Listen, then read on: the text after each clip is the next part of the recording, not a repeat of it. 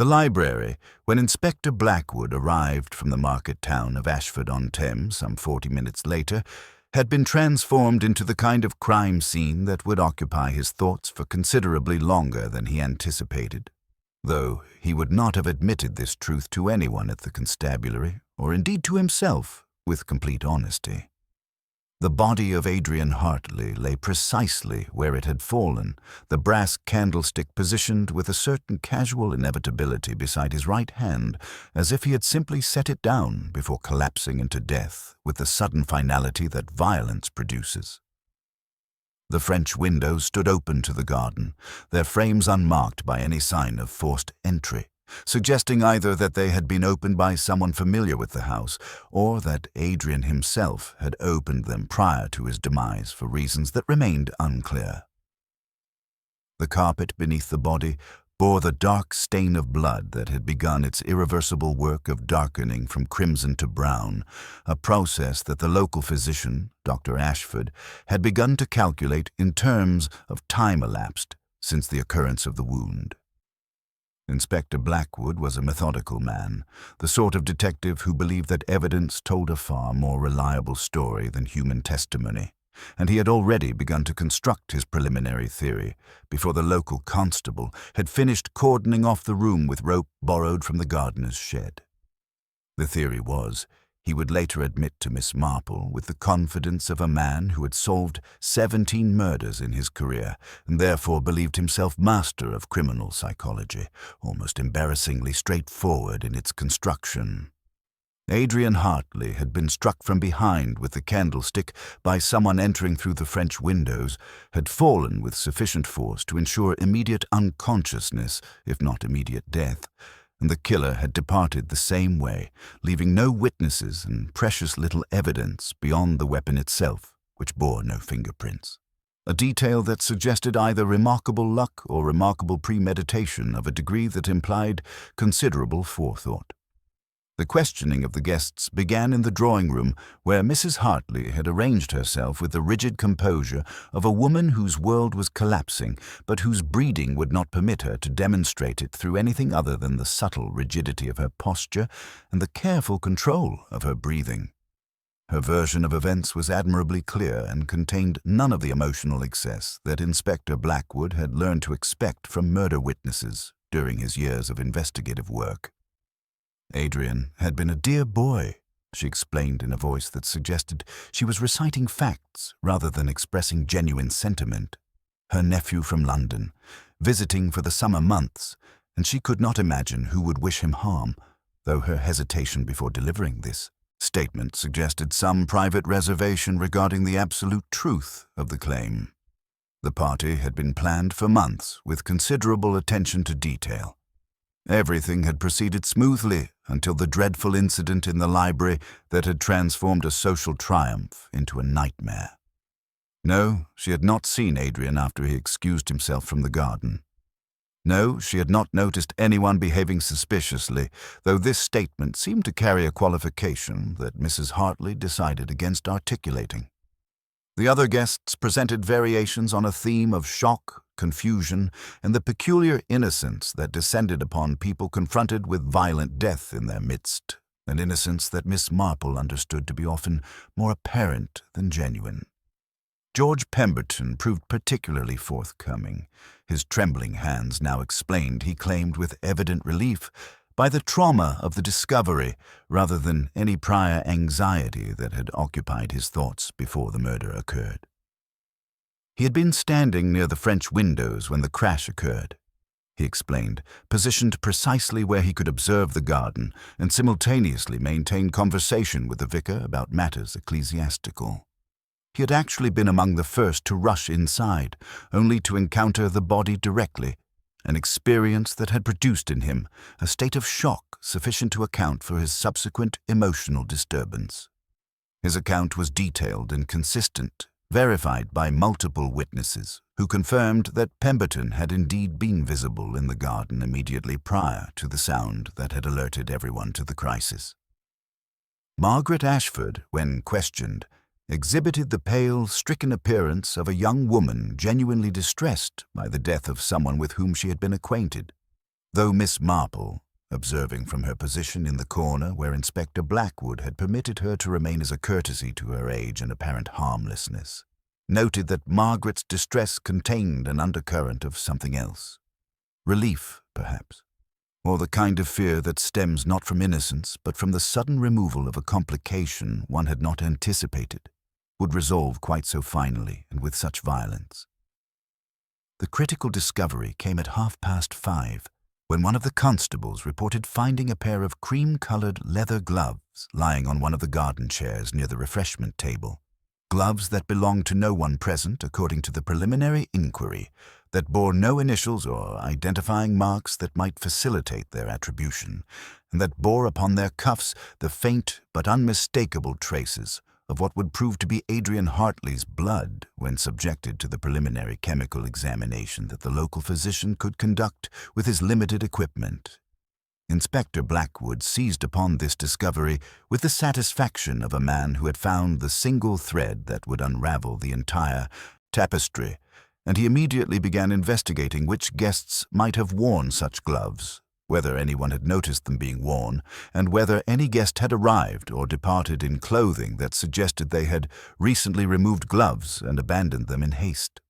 The questioning became more pointed, more accusatory in its implications, and Miss Marple observed with her customary serenity how fear manifested differently in different people, how some became angry, how some became confused, how some simply sat very still and breathed very carefully, counting each breath as if it were a prayer to a deity that might yet intercede on their behalf. By 6 o'clock, as the summer evening began its slow descent toward twilight, and the sky acquired that particular golden quality that suggested the day was reluctant to surrender itself entirely to darkness, Inspector Blackwood had settled upon his primary suspect with the confidence of a man who had followed the most obvious thread to its logical source. George Pemberton, the retired solicitor with trembling hands and nervous demeanor that had been evident even before the murder, seemed to fit the emerging pattern with almost suspicious precision. He had been near the French windows, the most likely point of entry and exit for the killer. The gloves might have been his.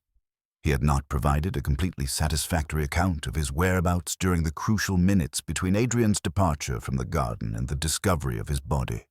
The timeline containing gaps that Inspector Blackwood found increasingly difficult to overlook or rationalize away.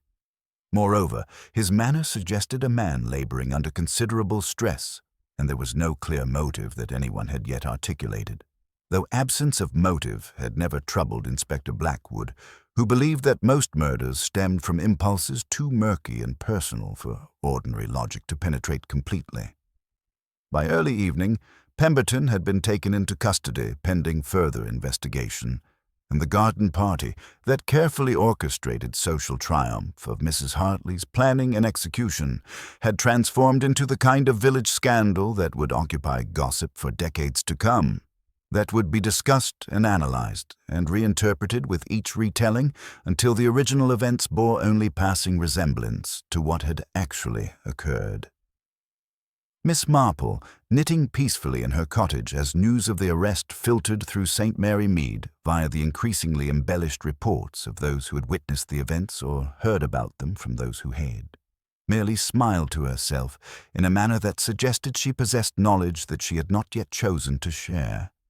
She set aside her pale blue cardigan in favor of beginning a new project.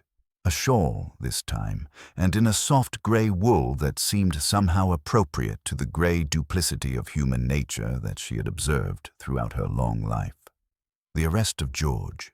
Pemberton provided the village with a satisfying narrative arc, a beginning and middle and apparent ending, yet Miss Marple found herself contemplating the curious fact that the most satisfying narrative solutions were often precisely those that concealed deeper and more complicated truths beneath their orderly surfaces. It was therefore with considerable interest that Miss Marple received a visitor the following morning in the form of Mrs. Prudence Harker, the constable's wife and former housekeeper at Hartley Manor, who arrived with the kind of purposefulness that suggested she possessed information that had begun to trouble her conscience significantly. Mrs. Harker seated herself in Miss Marple's modest sitting room with the familiarity of someone who had known Miss Marple for many years and had learned to value her discretion and judgment. Over tea, Mrs. Harker revealed that she had worked at Hartley Manor for several years before her knees had forced her to retire from such demanding physical labor. During that time, she had become privy to conversations and observations that might, she suggested tentatively, prove relevant to the investigation. Mrs. Hartley had been increasingly anxious about Adrian's visit in the weeks preceding the party. There had been telephone conversations, fragments of which Mrs. Harker had overheard while cleaning nearby rooms, that suggested concern about the young man's debts, his entanglements with various creditors, his general inability to manage his financial affairs with appropriate discretion or responsibility. More troublingly still, there had been certain complications regarding young Margaret Ashford, whom Adrian had begun to court with an intensity that suggested either serious intentions or the performance of serious intentions with sufficient skill that the distinction became meaningless. The Ashford family, Mrs. Harker confided with the kind of delicate circumspection that characterized gossip among people of discretion, was not particularly pleased with the attachment. Dr. Ashford had apparently made certain inquiries into Adrian's circumstances and had discovered them to be considerably less stable than Adrian's manner might suggest to someone unfamiliar with financial investigations. The revelation prompted Miss Marple to nod thoughtfully while continuing her knitting, though her mind had begun to reorganize the facts that she had observed at the garden party, according to this new framework of information. She made mental note of Eleanor Ashford's anxiety, of her excessive brightness, of the way she had gripped her teacup with such force that her knuckles had whitened. She considered the question of who possessed the strongest motive to eliminate Adrian Hartley, and what that motive might be beyond the obvious mechanics of financial dispute or romantic entanglement. She thanked Mrs. Harker with genuine warmth and sent her away with a small package of knitted socks, items that Mrs. Harker could distribute among the village's elderly residents, though Miss Marple suspected that Mrs. Harker would keep at least one pair for herself, a small reward for her candor and her willingness to trouble her conscience with informations that propriety might have suggested she keep to herself. After Mrs. Harker's departure, Miss Marple sat alone in her cottage and considered the curious gap between official certainty and private doubt. Inspector Blackwood appeared entirely satisfied with the arrest of George Pemberton, convinced that the case was resolving itself according to rational principles of evidence and procedure. Yet Miss Marple found herself contemplating the possibility that the inspector's confidence represented not the culmination of investigation, but rather its premature conclusion, that the obvious suspect and the actual perpetrator might prove to be entirely different individuals, and that the true nature of the crime remained concealed beneath layers of misdirection and deliberate obfuscation that only careful observation of human behavior might penetrate. The arrest of George Pemberton produced precisely the effect that such arrests typically produce in small villages. A collective exhalation of relief mingled with a persistent undercurrent of doubt that no amount of official reassurance could entirely dispel or overcome completely. The constabulary had their man, or so Inspector Blackwood declared to the assembled press representatives who descended upon Ashford-on-Thames like journalists everywhere, seeking the narrative that would most neatly fit the available facts without requiring excessive complication or nuance. Pemberton was remanded in custody pending further investigation, and his house was searched with the thoroughness that such procedures demanded, yielding nothing of particular significance beyond the unremarkable detritus of an unremarkable life. Legal papers carefully filed in cabinets, correspondence from former clients expressing gratitude or complaint, a modest collection of books reflecting intellectual interests and legal preoccupations, and, in his wardrobe, several pairs of gloves, none of which matched those discovered in the garden with sufficient exactitude to satisfy even the most enthusiastic prosecutor or forensic examiner. Yet the arrest, whatever its evidentiary foundation, served a crucial psychological purpose for the village and its inhabitants. It permitted people to return to their homes with the sense that justice was being pursued, that the random violence that had intruded upon their peaceful afternoon had been not random at all, but the product of comprehensible motives and identifiable villains who could be apprehended and neutralized. Within 24 hours of Pemberton's arrest, conversation had begun to normalize with remarkable rapidity. The morbid fascination with Adrian Hartley's death had begun to transmute into speculation about his character and the decisions that had led to his demise, and the consensus that emerged, facilitated by careful remarks from those who claimed to know him or had heard reliable accounts of his conduct, was that Adrian had been precisely the sort of young man who invited trouble through his own actions and choices. That he had been too handsome, too charming, too reckless in his pursuits, and that while one regretted his demise with appropriate social expressions of regret, one could hardly be entirely shocked that it had occurred or dismayed that someone had finally taken decisive action against him. Miss Marple observed this transformation of collective sentiment with her customary detachment, understanding it as a natural psychological response to violence that threatened social stability, a mechanism by which communities sought to reassert control by transforming the victim from an innocent casualty into a contributor to his own destruction. It was during this period of apparent resolution and rapid normalization that Miss Marple made her way to the village constabulary, with the kind of purposeful vagueness that characterized all her movements through St. Mary Mead and the surrounding villages.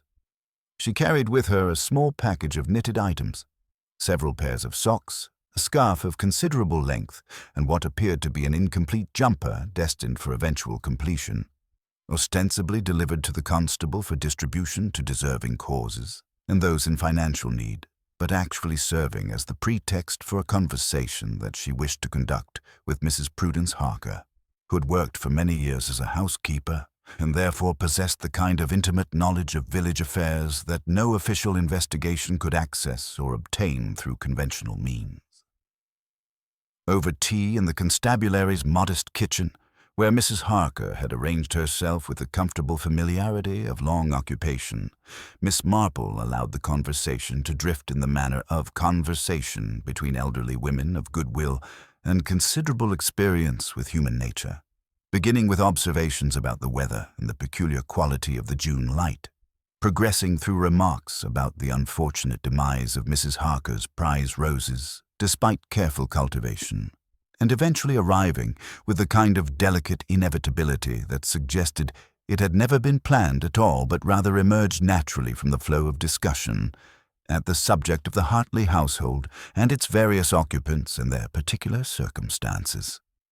Mrs. Harker, who had cleaned at Hartley Manor for several years before the strain had become too much for her knees and she had been obliged to seek alternative employment, proved remarkably forthcoming once assured that Miss Marple's inquiries stemmed from innocent curiosity rather than malicious intent or from any desire to spread gossip throughout the village. Mrs. Hartley, she revealed in a voice pitched low, despite the privacy of the kitchen, had been increasingly anxious about Adrian's visit. There had been telephone conversations, overheard fragments of which suggested concern about the young man's debts, his entanglements with various creditors, his general inability to manage his financial affairs with appropriate discretion. Moreover, and here Mrs. Harker lowered her voice even further despite the absence of any possible listeners, there had been certain complications regarding young Margaret Ashford, whom Adrian had begun to court with an intensity that suggested either serious intentions or the performance of serious intentions sufficiently convincing to deceive. The Ashford family, Mrs. Harker confided, was not particularly pleased with the attachment, Dr. Ashford having made certain inquiries into Adrian's circumstances and apparently discovering them to be considerably less stable than Adrian's manner might suggest to casual observation. The revelation prompted Miss Marple to make a second social call, this time to the vicarage under the pretense of consulting with the vicar's wife regarding the organization of a charitable knitting circle intended to produce garments for the village's poor. She managed to position herself in Eleanor Ashford's drawing room with a cup of tea and the kind of gentle persistence that elderly ladies of Miss Marple's particular temperament could deploy with lethal effectiveness when pursuing information they believed relevant to their understanding of human affairs. Eleanor Ashford, the doctor's wife and Margaret's mother, proved initially resistant to any discussion of her daughter's emotional attachments, but gradually, under the gentle pressure of Miss Marple's seemingly innocent observations about young love, the difficulties of modern courtship, and the peculiar vulnerabilities of young women who possessed considerable beauty but limited experience with deception and manipulation, Eleanor began to unfold her concerns with increasing candor and completeness. Adrian Hartley had been pursuing Margaret with what Eleanor characterized as unseemly haste and a degree of calculation that suggested mercenary, rather than romantic motivations underlying his apparent devotion.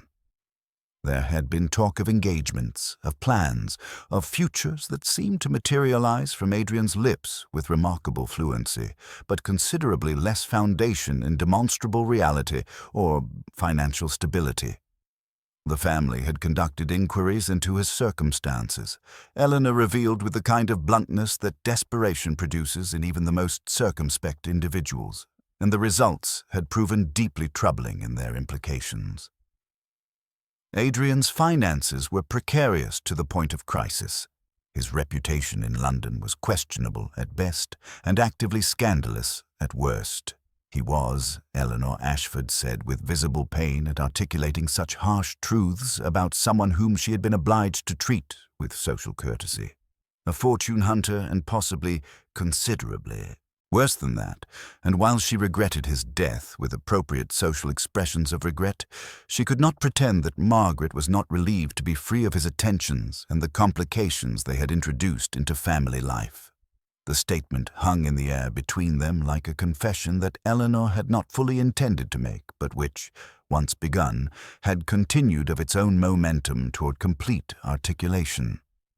Miss Marple observed Eleanor's hands shake slightly as she lifted her teacup to her lips, noted the way her eyes remained fixed on a point beyond the window rather than meeting Miss Marple's gaze directly, and filed away these observations with the precision of someone cataloguing behavioral patterns indicative of guilty knowledge or complicity. Eleanor continued, seeming unable to restrain herself now that the dam of discretion had begun to crack, to reveal that Dr. Ashford had confronted Adrian directly regarding his intentions toward Margaret. The conversation had occurred in the library at Hartley Manor, she explained, on the morning of the garden party itself, prior to the arrival of guests for the social gathering. Her husband had been explicit in his conditions. Should Adrian proceed with his courtship of Margaret, any inheritance or financial settlement that Margaret might expect from her family would be placed in trust, inaccessible to either Margaret or her husband, without the consent of appointed trustees and legal oversight that would render access to those funds virtually impossible. The revelation that Dr. Ashford had been at Hartley Manor that morning, that he had confronted Adrian in the library itself, that he had possessed both motive in the form of paternal protection and opportunity in the form of knowledge of the house's layout and the location of potential weapons, seemed to position him as a primary suspect despite his professional demeanor and his apparent cooperation with the investigation. Yet Miss Marple found herself troubled by inconsistencies that she could not immediately articulate or fully comprehend. She thanked Eleanor for her candor and departed the vicarage with her mind engaged in the complex process of reorganizing facts according to frameworks that might render them coherent and comprehensible. The third day of the investigation commenced with the kind of gray morning that suggested the weather itself was beginning to share the village's doubts about the official resolution of Adrian Hartley's demise and the certainty with which Inspector Blackwood had embraced the arrest of George Pemberton. Inspector Blackwood, arriving at the constabulary with a sheaf of forensic reports that appeared to confirm his initial theory, while simultaneously raising questions he found increasingly difficult to articulate or answer satisfactorily, discovered a message waiting for him from Miss Marple, delivered through the intermediary of the constable's wife and phrased with such exquisite courtesy that it took him several readings to understand that he was being, however gently and respectfully, challenged regarding the adequacy of his investigation thus far. Miss Marple, the message indicated, had observed certain inconsistencies in the timeline of events, inconsistencies so minor that they might easily have escaped notice during a preliminary investigation, but which, taken collectively, suggested that the narrative as currently constructed might benefit from supplementary examination and reconsideration. The message was unsigned, though there was no question as to its source, and Inspector Blackwood, who had encountered Miss Marple during a previous investigation and had learned to respect her observations despite his inclination toward official procedures and documented evidence, found himself in the peculiar position of being obliged to reconsider conclusions that he had only recently finalized with apparent certainty. He therefore returned to Hartley Manor for a second, more detailed examination of the crime scene, accompanied by a constable carrying measuring instruments and a degree of skepticism that suggested the constable believed the entire exercise to be redundant and unlikely to produce any findings that would alter the conclusions already reached through standard investigative procedure. What emerged from this second examination was not dramatic revelation, but rather a subtle shift in the configuration of details that had seemed conclusive during the initial investigation and interrogation of witnesses. The position of the body, when measured with greater precision and care, suggested that Adrian Hartley had been struck not from directly behind, but from a position slightly to the left, which meant that the killer had either been left-handed or had approached from a particular angle that suggested familiarity with the room's layout and furniture arrangement. Moreover, the French windows, upon closer inspection and careful examination, bore marks on their sill that suggested they had been opened not from outside, but from inside the library, and not recently, but at some earlier point during the day, which meant that the theory of entry through those windows required substantial revision and reconsideration. Most intriguingly, a second examination of the candlestick revealed not one set of fingerprints, but the smudged remnants of multiple prints, as if the object had been handled by several people across an extended period and then deliberately wiped clean with insufficient thoroughness to entirely eliminate the evidence of those earlier handlings and interactions with the object. Inspector Blackwood stood in the silent library, surrounded by afternoon light that filtered through those same French windows, and found himself contemplating the possibility that George Pemberton's apparent guilt was precisely what it appeared to be. Apparent, but not actual. A carefully constructed facade that concealed deeper and more complicated truths beneath its orderly surface. The reassessment prompted a second series of interviews, this time conducted with greater subtlety and considerably less assumption of culpability on the part of the primary suspect. When Inspector Blackwood visited George Pemberton in custody, he discovered a man whose earlier nervousness had calcified into the rigid composure of someone who had passed through fear into a kind of resigned despair that suggested a man contemplating outcomes he could neither prevent nor substantially influence through any action remaining available to him. Pemberton, upon being asked to account for his movements during the critical period with greater precision and with attention to details that had previously seemed inconsequential, revealed that he had indeed been near the French windows, but not in order to commit murder or to attempt concealment of evidence of such a crime. Rather, he had been attempting to leave the party entirely and retreat to the sanctuary of his home. His earlier anxiety, he now confessed with the kind of relief that accompanies the abandonment of pretense, stemmed from personal difficulties entirely unrelated to Adrian Hartley's death or to the circumstances surrounding it. He had been contemplating an exit from village society, a departure from the community, a flight from complications that had accumulated in his personal finances through a series of unfortunate investments and business ventures that had consumed substantially more capital than he had anticipated. Adrian's death had merely accelerated his sense of the inevitability of social collapse and financial ruin that had been accumulating across months and years of increasingly poor decisions. The gloves discovered in the garden were not his, he stated with apparent sincerity. He wore gloves rarely, and certainly not cream-colored ones.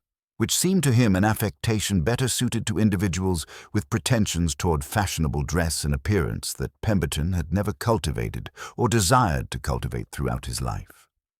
Inspector Blackwood releasing Pemberton with the kind of official apology that neither party found entirely satisfactory or adequate to address the violation of his liberty that had occurred, returned to the matter of the gloves, which had become the central object of investigation and speculation.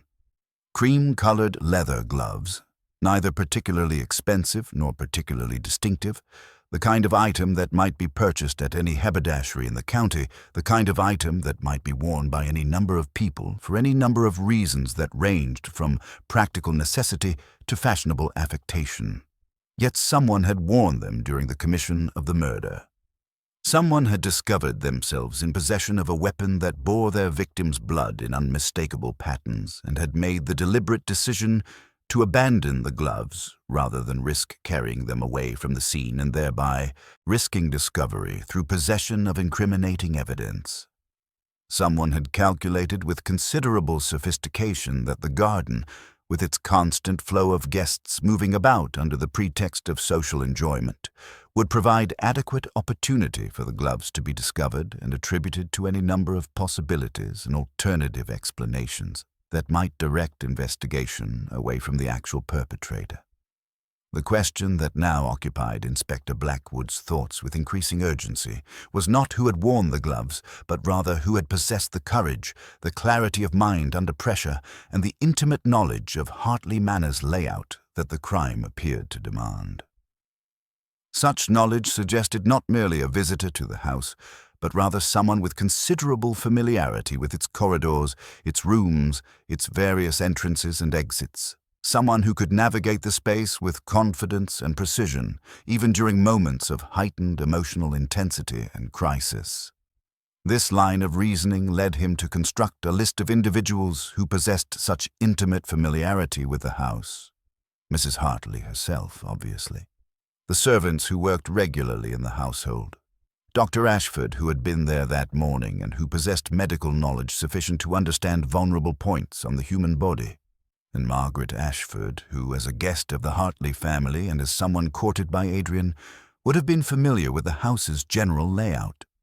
Miss Marple, observing from her cottage as news of Pemberton's release filtered through the village via the various channels through which village information circulated, found herself contemplating the curious fact that the removal of the obvious suspect from consideration had not simplified the investigation but rather complicated it substantially.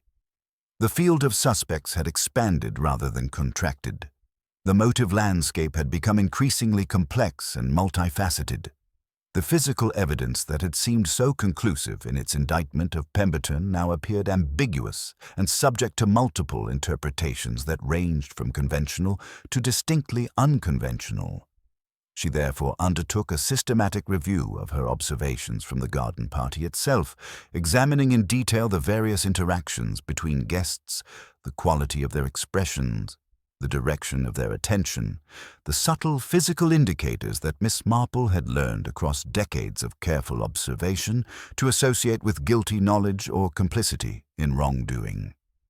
What emerged from this careful analysis was not a single revelation, but rather a pattern of relationships and interactions that suggested a conspiracy or collusion of sorts, or at minimum a deliberate transfer of critical evidence from one individual to another, which implied knowledge, cooperation, and the kind of trust that existed only between individuals bound together by powerful shared interest, or by family obligation that transcended ordinary moral considerations. The question that now occupied Miss Marple's thoughts was whether she had observed this pattern correctly, or whether her interpretation represented a misreading of events and behavioral indicators that might be susceptible to alternative and equally plausible explanations. The suggestion that the gloves might have circulated among multiple individuals before being abandoned in the garden represented a conceptual shift so significant that Inspector Blackwood found himself forced to reconsider the entire architecture of the investigation with fresh eyes and considerably less adherence to his initial assumptions regarding the nature and circumstances of the crime. If the gloves had been shared, deliberately or otherwise, then the crime was not the isolated act of a single individual consumed by momentary passion or rage, but rather the product of a network of knowledge, complicity, and mutual understanding that extended far deeper into the village social structure than he had previously imagined or considered possible. He therefore undertook a systematic re-examination of every witness statement, every account of the day's events, searching not for individual guilt, but for patterns of interaction that suggested conspiracy or knowledge shared across the boundaries of family and social affiliation that ordinarily separated the interests and concerns of different households and family groups. What emerged was a curious absence that began to seem increasingly significant the more he contemplated it.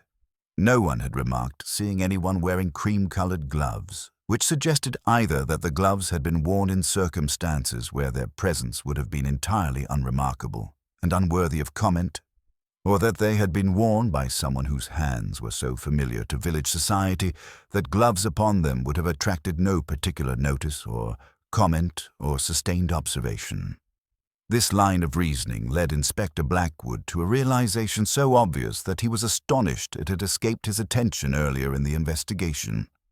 The person most likely to wear gloves without attracting comment would be someone accustomed to wearing them regularly, someone whose hands were frequently gloved in the ordinary course of their professional or social activities without such practice, arousing suspicion or generating memorable observation from those around them. He therefore began to examine the occupations and regular practices of the various suspects with meticulous care, and it was in this examination that a pattern began to emerge with sudden and troubling clarity that suggested multiple individuals whose activities ordinarily involved the wearing of gloves. Mrs. Constance Hartley, the mistress of Hartley Manor, spent considerable time in her gardens pursuing horticultural interests, and it was not uncommon for her to wear gloves during these activities. Gardening.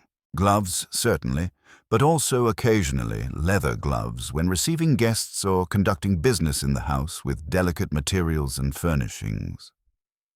Eleanor Ashford, Margaret's mother, had for many years assisted in the organization of church events and charitable functions, activities that frequently involved handling delicate items and therefore wearing gloves of various types without such practice arousing particular notice. And Victoria Crane, the vicar's daughter, had recently taken on the role of assistant to the village's dressmaker, a position that involved considerable handling of fabrics and therefore frequent use of gloves to prevent damage to delicate materials and to maintain appropriate levels of cleanliness while working with expensive textiles. The multiplicity of individuals who regularly wore gloves suggested that the specific gloves discovered in the garden might have been worn by any number of people without such wearing generating particular comment or memorable observation that would survive into subsequent interrogation. Yet the fact remained that someone had worn them during the commission of murder, and someone had made the deliberate choice to abandon them in the garden rather than dispose of them more thoroughly through burning or burial or any other method that might have rendered them permanently inaccessible to investigation. Miss Marple, contemplating this question during a solitary afternoon in her cottage while the rain drummed against the windows with increasing persistence, found herself drawn to a consideration of the psychology of the crime itself and the mindset that had motivated the perpetrator to act in the manner that the evidence suggested. A person committing murder in the heat of passion might act without thought to consequences, might abandon evidence randomly, might leave traces of their presence with careless disregard for detection. But a person who had purchased gloves weeks in advance of the party, who had worn them deliberately to a social gathering that would place them in proximity to the victim, who had calculated the position of the French windows and the timing of their departure, was engaging in a form of premeditation that suggested not merely intention to commit murder, but intention to commit murder while simultaneously directing suspicion elsewhere and away from their own person. The gloves abandoned in the garden in this reading were not accidental evidence of careless disposal, but deliberate misdirection, a carefully calculated clue designed to send investigation in particular directions toward particular individuals, while obscuring the true nature of the crime and the identity of its perpetrator.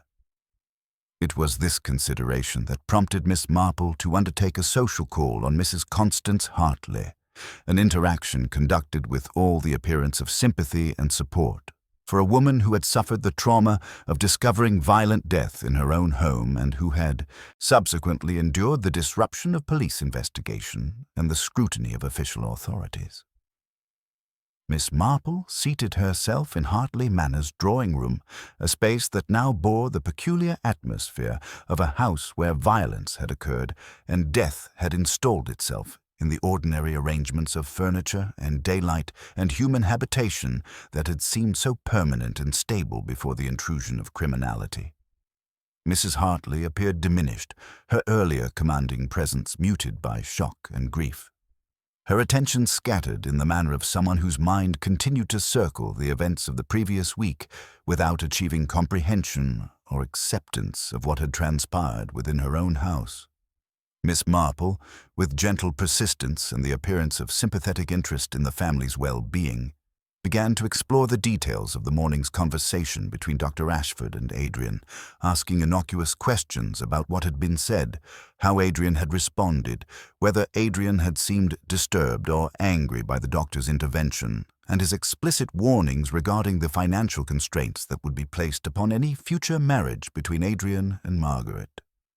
Mrs. Hartley's responses were hesitant and fragmentary, interrupted by long pauses during which she seemed to be wrestling with the decision of what information to share and what to withhold from this elderly woman whose innocent appearance and gentle demeanor concealed a mind of considerable acuity.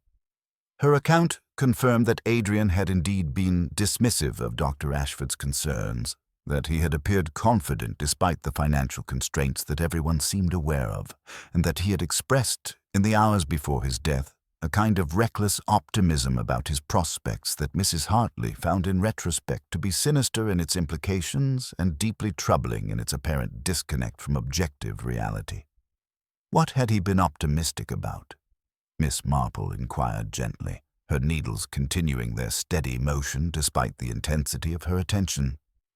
Had Adrian mentioned any particular plan or arrangement that might explain his confidence in the face of circumstances that would ordinarily have produced anxiety or desperation?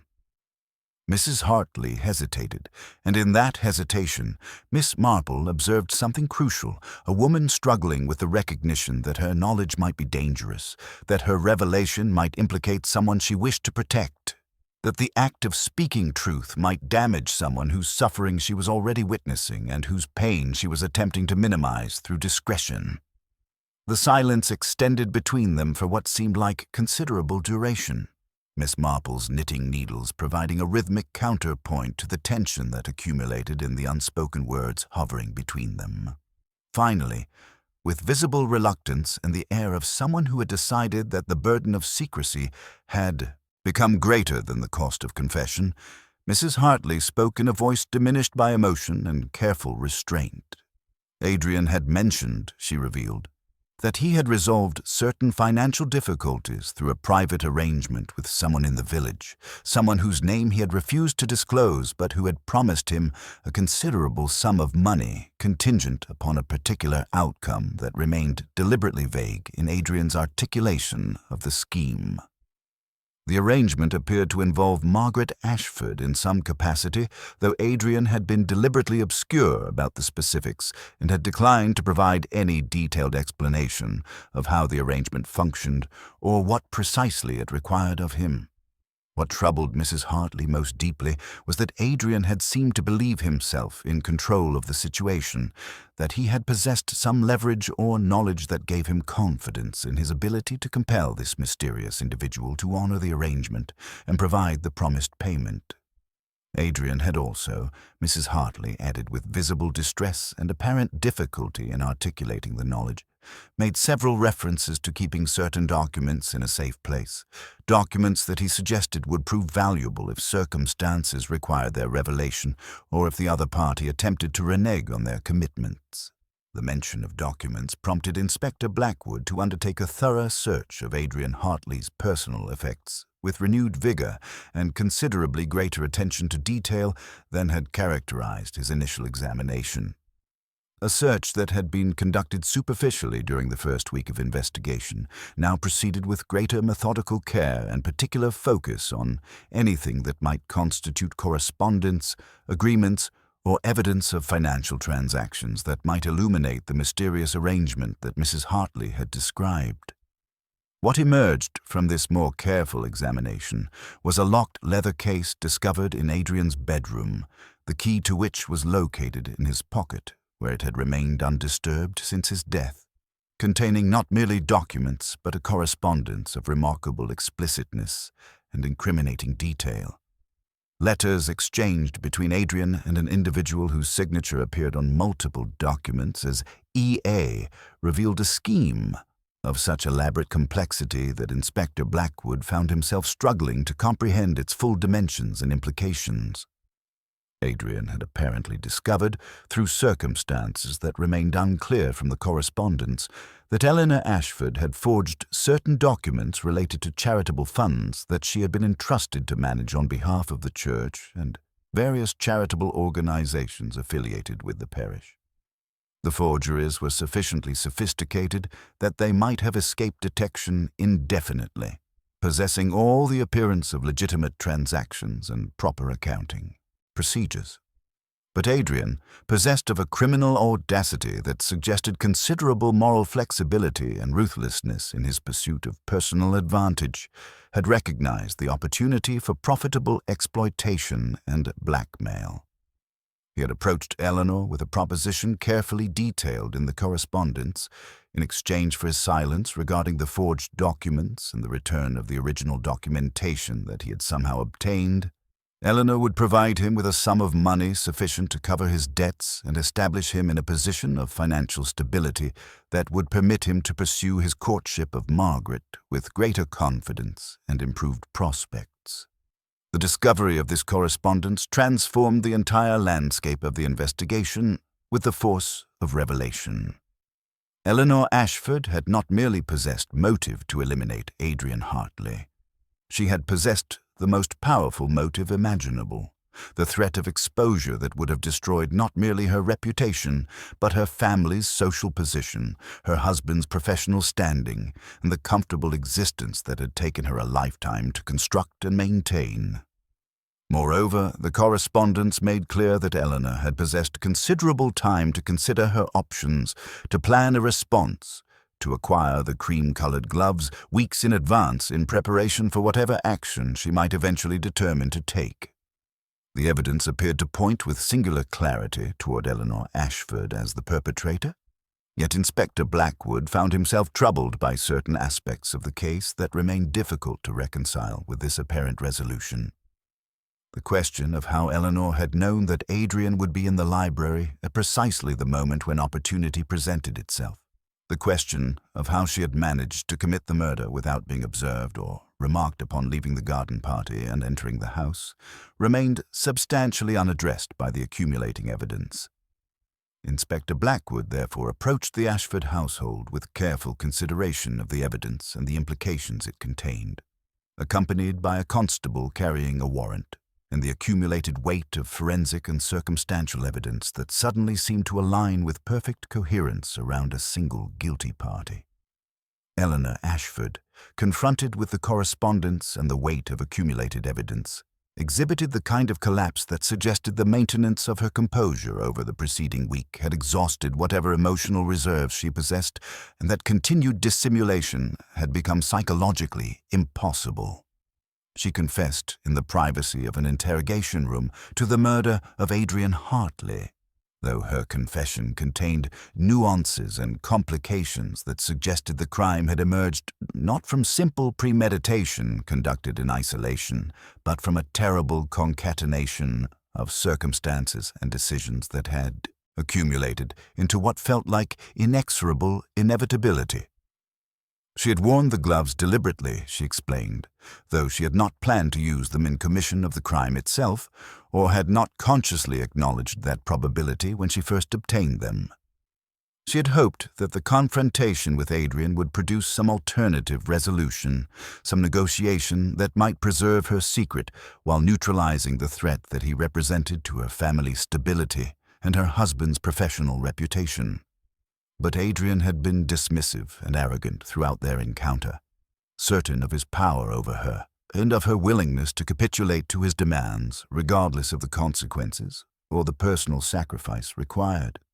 When he had suggested with casual cruelty that he intended to inform Dr. Ashford of the forgeries in order to accelerate Eleanor's capitulation and force her to accept more disadvantageous terms regarding the financial arrangement, something had broken within her, some final restraint that had been barely containing her fear and desperation.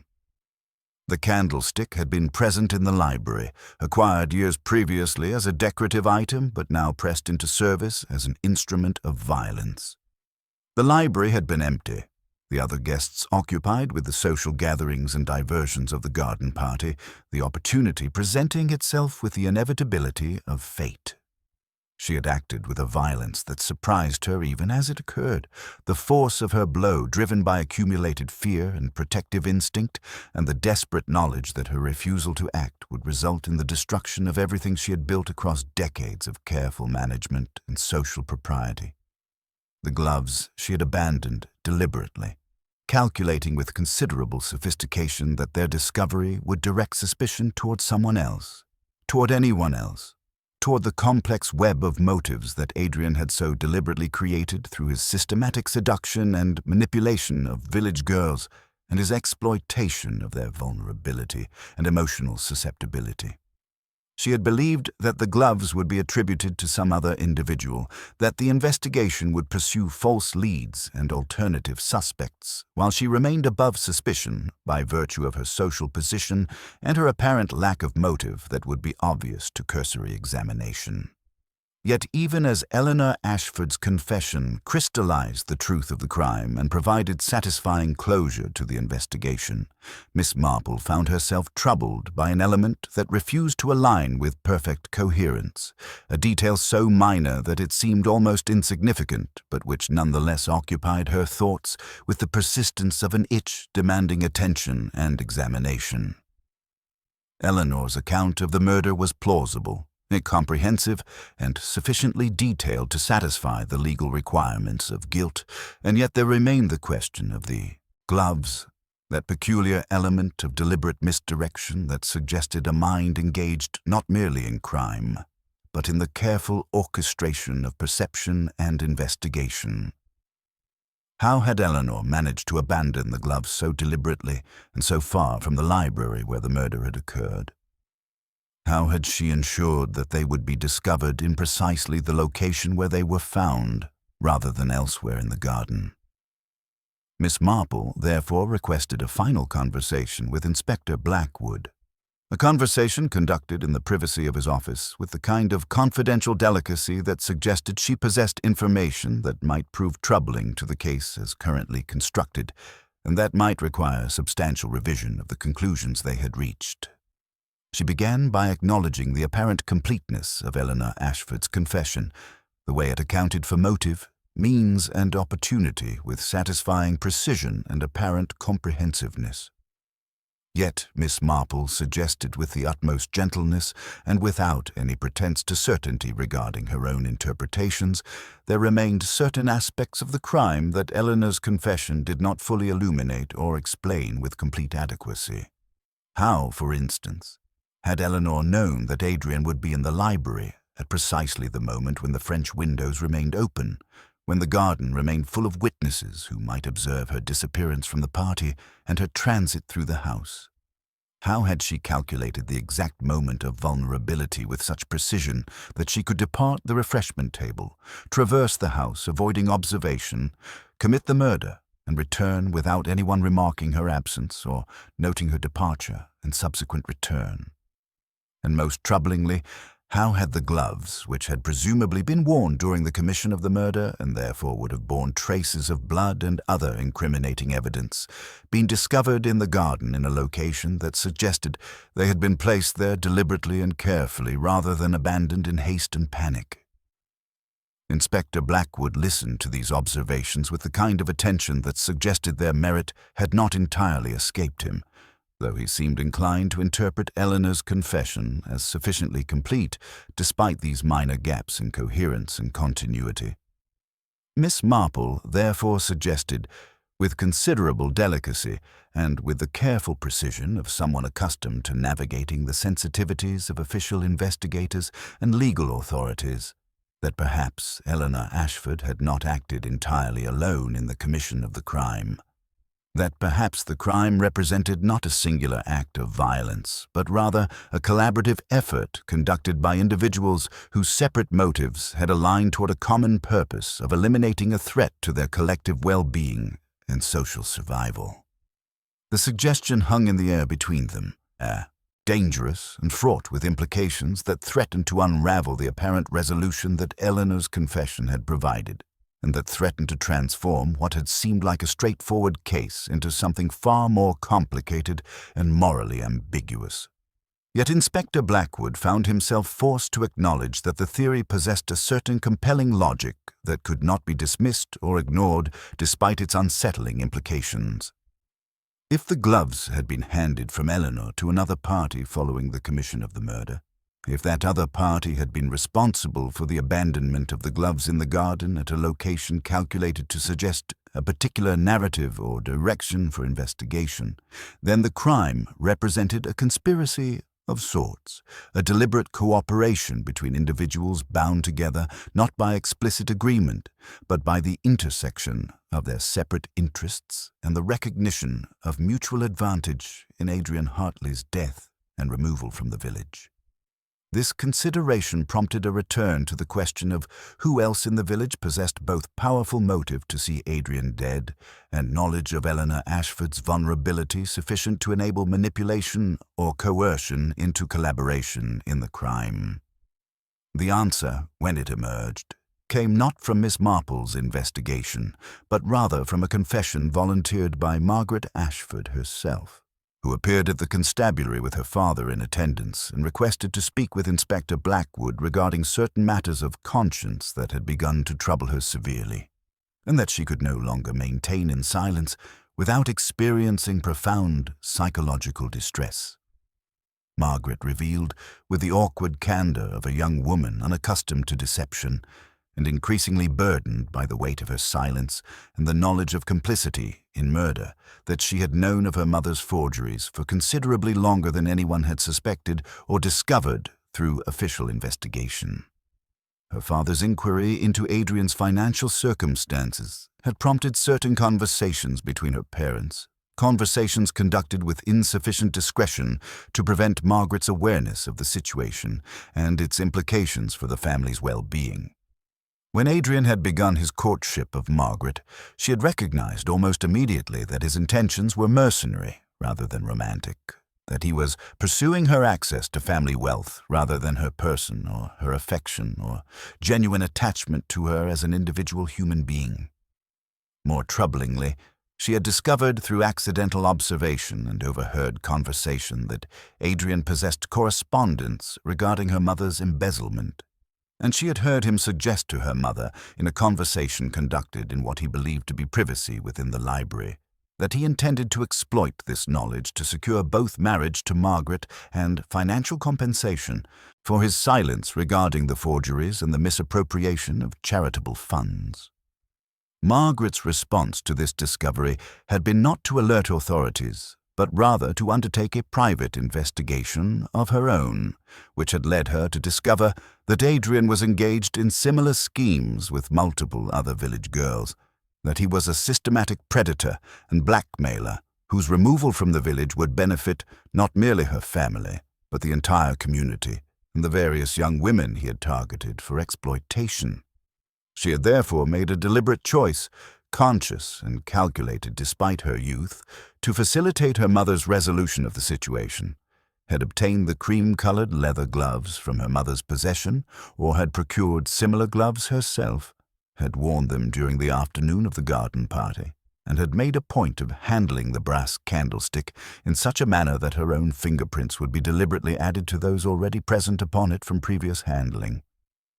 When her mother had emerged from the library following the murder, disheveled and in a state of considerable emotional disturbance, Margaret had taken possession of the gloves and had deliberately abandoned them in the garden at a location that she had calculated would be visible from the refreshment table, making it appear that someone at the party had removed them and discarded them, rather than that they had been deliberately planted as evidence of misdirection. The confession transformed the crime from a singular act of desperation into a collaborative conspiracy between mother and daughter, united by family loyalty and blood obligation, in the recognition that Adrian Hartley represented a threat to their collective well-being and social survival. The legal proceedings that followed proved substantially more complicated than those that would have resulted from Eleanor's individual guilt. The question of Margaret Ashford's culpability proved particularly vexing for magistrates and legal authorities, for she had technically aided and abetted in the commission of a felony, yet she had done so as a minor under the influence of her mother, whose authority over her was both legal and emotional, and whose judgment she had been trained from childhood to defer to and respect. Moreover, the circumstances that had motivated the conspiracy, Adrian's systematic blackmail and predatory behavior toward multiple village girls, generated a degree of public sympathy that complicated the straightforward application of law and justice, that suggested the existence of moral considerations that transcended the purely legal dimensions of the crime and its perpetration.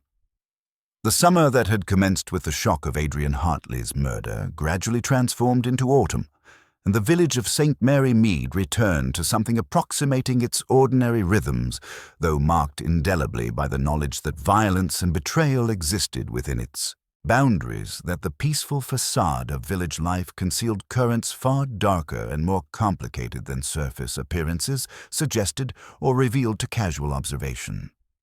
The roses in Mrs. Hartley's garden, those temperamental darlings that had bloomed so spectacularly for the garden party that seemed now to belong to another era entirely, had long since faded, their petals scattered across the lawns like the remnants of dreams that had collapsed into nightmare and despair. The village had absorbed the scandal with the kind of resilience that communities develop through long exposure to human weakness and moral failure, and gradually, as scandals do when robbed of novelty and immediate sensational interest, the acute intensity of the investigation and its aftermath had begun to yield to the ordinary preoccupations of rural life and seasonal change. Yet something had shifted fundamentally in the village's understanding of itself. Some illusion of safety and predictability had been permanently shattered. The residents had begun to view one another with the complicated awareness that comes from the recognition that capacity for violence and deception exists not in distant criminals inhabiting urban underworlds, but in neighbors, in friends, in people whose company one had shared for decades without perceiving the depths of their desperation or the strength of their protective instincts. Eleanor Ashford's trial proceeded in a manner that emphasized the mitigating circumstances surrounding the crime. The evidence of Adrian's systematic blackmail and predatory behavior, presented with such comprehensive detail that juries and magistrates alike found themselves contemplating not merely the illegality of Eleanor's action, but its necessity as a response to threats that legal authorities had failed to prevent or even to perceive. The outcome was not acquittal, for the law could not permit the unpunished commission of murder, regardless of circumstance or motivation, but rather a sentence of 7 years' imprisonment, significantly reduced from what might otherwise have been imposed, with the understanding that good behavior and the community's support for her eventual release might result in considerably earlier restoration to society and family life. Margaret Ashford's involvement, deemed to have occurred under her mother's direction and influence and therefore subject to considerations of legal culpability that differed substantially from those applied to adults, resulted in probation rather than incarceration, with the understanding that she would submit to supervision and counseling intended to address the trauma and moral confusion that her participation in the crime had generated. The community's response to these outcomes was complex and ambivalent, containing within itself simultaneous recognition of legal necessity and private sympathy for Eleanor's circumstances and her protective motivations.